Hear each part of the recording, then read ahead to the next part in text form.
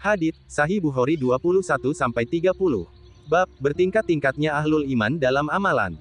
Hadits Sahih Bukhari 21. Ahlu surga telah masuk ke surga dan ahlu neraka telah masuk neraka.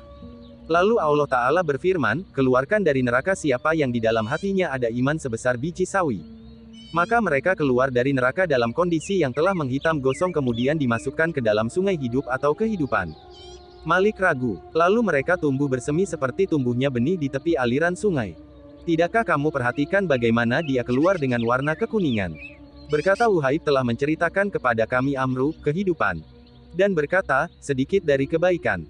Ketika aku tidur, aku bermimpi melihat orang-orang dihadapkan kepadaku. Hadits Sahih Bukhari 22.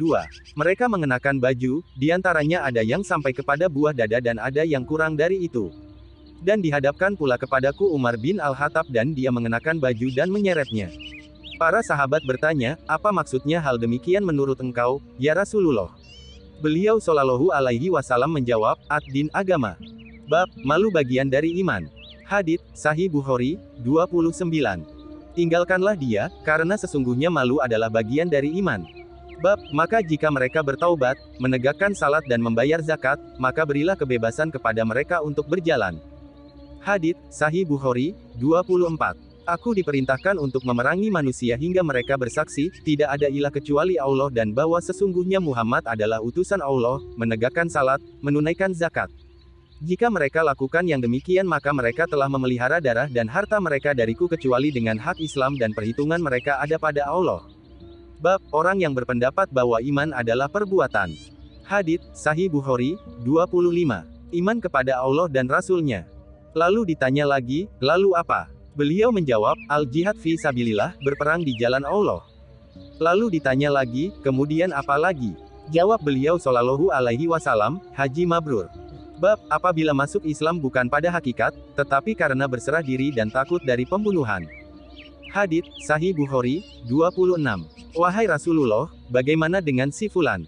Sungguh aku melihat dia sebagai seorang mumin. Nabi Shallallahu Alaihi Wasallam membalas, atau dia muslim. Kemudian aku terdiam sejenak, dan aku terdorong untuk lebih memastikan apa yang dimaksud beliau Shallallahu Alaihi Wasallam, maka aku ulangi ucapanku, wahai Rasulullah, bagaimana dengan si Fulan? Sungguh aku memandangnya sebagai seorang mumin.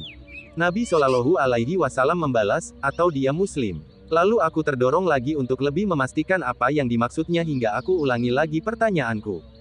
Lalu Nabi Shallallahu Alaihi Wasallam bersabda, wahai Sa'ad, sesungguhnya aku juga akan memberi kepada orang tersebut. Namun aku lebih suka memberi kepada yang lainnya daripada memberi kepada dia, karena aku takut kalau Allah akan mencampakkannya ke neraka. Yunus, Soli, Mamar dan keponakan Az-Zuhri, telah meriwayatkan dari Az-Zuhri. Bab, menyebarkan salam bagian dari Islam.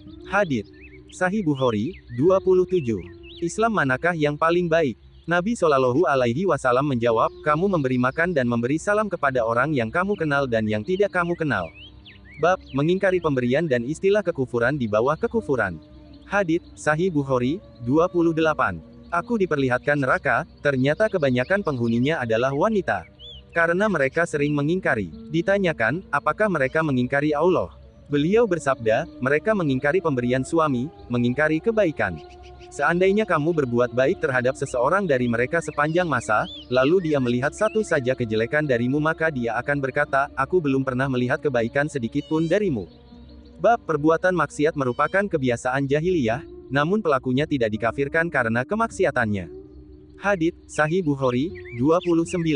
Wahai Abu Dzar, apakah kamu menghina ibunya?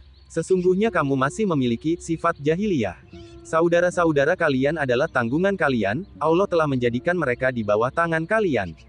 Maka siapa yang saudaranya berada di bawah tangannya, tanggungannya, maka jika dia makan berilah makanan seperti yang dia makan, bila dia berpakaian berilah seperti yang dia pakai, janganlah kalian membebani mereka sesuatu yang di luar batas kemampuan mereka. Jika kalian membebani mereka, maka bantulah mereka. Bab, bila dua kelompok orang beriman berperang maka damaikanlah. Hadits Sahih Bukhari 30. Kamu mau kemana? Aku jawab, hendak menolong seseorang. Dia berkata, kembalilah, karena aku pernah mendengar Rasulullah Shallallahu Alaihi Wasallam bersabda, jika dua orang muslim saling bertemu untuk berkelahi, dengan menghunus pedang masing-masing, maka yang terbunuh dan membunuh masuk neraka. Aku pun bertanya, wahai Rasulullah, Ini bagi yang membunuh, tapi bagaimana dengan yang terbunuh? Maka Nabi Shallallahu Alaihi Wasallam menjawab, dia juga sebelumnya sangat ingin untuk membunuh temannya.